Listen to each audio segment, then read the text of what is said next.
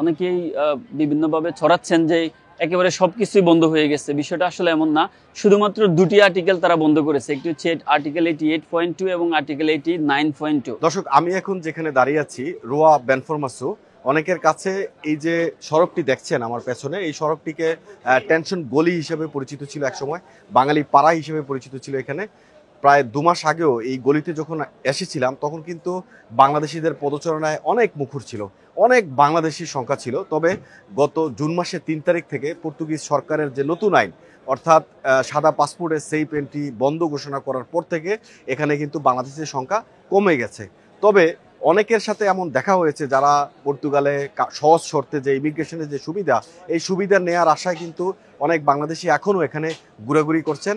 আমরা এখানে পর্তুগালে ইমিগ্রেশন বিষয়ক কাজ করেন বা অভিবাসন বিষয়ক কাজ করেন এমন কয়েকজনের সাথে কথা বলবো, নতুন করে সেই পানটি আবারও শুরু করবে কিনা, বা যারা এখন চলে এসেছে তাদের ভবিষ্যৎ কি, তারা কিভাবে পর্তুগালে কাগজ করতে পারে সেই বিষয়ে আপনাদের বিস্তারিত জানাবো। আসলে পর্তুগালে এখনো হাজার হাজার মানুষ ইরেগুলার রয়েছে, যারা অপেক্ষার প্রহর গুনছেন যে কবে নাগাদ আবার যে সেফ এন্ট্রি বা আইমা এন্ট্রি যেটি অথবা ইমিগ্রেশন অ্যাপ্লিকেশন যেটি সেটি শুরু হওয়ার অপেক্ষায়। সাম্প্রতিক সময়ে পর্তুগালে যারা অভিবাসীদেরকে নিয়ে কাজ করে এরকম অনেকগুলো অ্যাসোসিয়েশন পর্তুগালের যে রাষ্ট্রপতি রয়েছে তার সাথে দেখা করেছেন। তিনি বলেছেন যে যেই নিষেধটি আসছে এটি আসলে স্থায়ী বা চিরস্থায়ী কোনো কিছু নয়। বর্তমানে যে 4 লাখের মতো পেন্ডিং প্রসেস রয়েছে সেগুলোকে শেষ করার পরে কিন্তু নতুন করে আবার এই সেফ এন্ট্রি অথবা আইম এন্ট্রি বা নতুন যে কোনো ফরম্যাটেই কিন্তু ইরেগুলার যারা রয়েছে তাদেরকে রেগুলার করার প্রসেস তারা চালু করবেন। তবে সেটা নিয়ে কিন্তু অনেক আলোচনা হচ্ছে।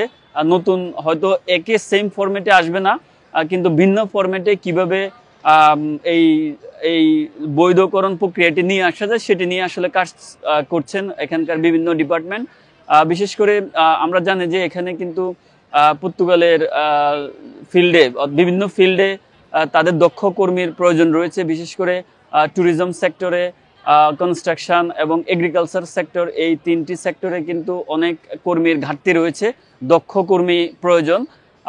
তো এই জিনিসগুলো তারা মাথায় রেখে কিন্তু একেবারেই তারা সাময়িকভাবে এটি বন্ধ করেছে, সরকারের পক্ষ থেকেও এটি বলা হয়েছে এবং রাষ্ট্রপতি যে ইমিগ্রেশন অ্যাসোসিয়েশনগুলো রয়েছে তাদেরকে নিশ্চিত করেছেন যে এটি টেম্পোরারি একটি প্রক্রিয়া বা একটি সিদ্ধান্ত, সরকার যে কোনো মুহূর্তে এটিকে পুনর্বিবেচনা করবেন। আসলে এই সময়টি এক্স্যাক্টলি বলা অনেক মুশকিল বা এটি কারো পক্ষে বলা সম্ভব না, এটি সরকারের উপরে ডিপেন্ড করবে।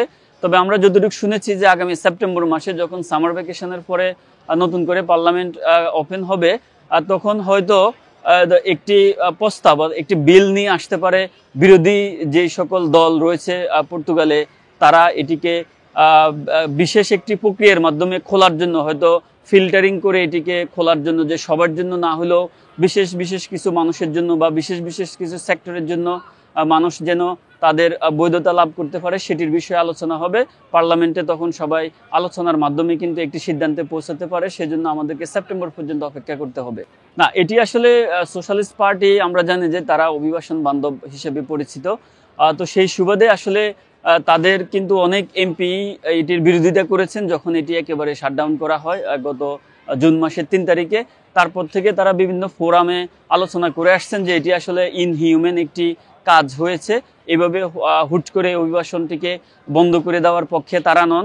তারা চেয়েছেন যে একটি নির্দিষ্ট সময় দিয়ে বা যারা এই দেশে অলরেডি চলে আসছে, যারা এই দেশে সেই জুনের 3 তারিখের আগে আসছেন, তাদেরকে একটি নির্দিষ্ট সময় দেওয়ার জন্য যেন তারা অ্যাপ্লিকেশনটি তারা করতে পারে এবং অন্য যে সকল সেক্টরে তাদের লোক প্রয়োজন সেখানে ফিল্টারিংয়ের মাধ্যমে, অর্থাৎ দক্ষতার বিবেচনা করে যেন তারা অভিবাসনের যে প্রক্রিয়াটি আছে সেটিকে তারা পুনর্বিন্যাস করে বা ঢেলে সাজায়, সেই সুযোগটি একেবারে বন্ধ করার পক্ষে তারা নয়, সেটিকে তারা পুনর্গঠনের পক্ষে কথা বলেছে। আসলে আমরা এখানে একটু ক্লারিফিকেশনের প্রয়োজন আছে। আমরা অনেকেই বিভিন্নভাবে ছড়াচ্ছেন যে একেবারে সবকিছুই বন্ধ হয়ে গেছে, বিষয়টা আসলে এমন না, শুধুমাত্র দুটি আর্টিকেল তারা বন্ধ করেছে, একটি হচ্ছে আর্টিকেল 88.2 এবং আর্টিকেল 89.2।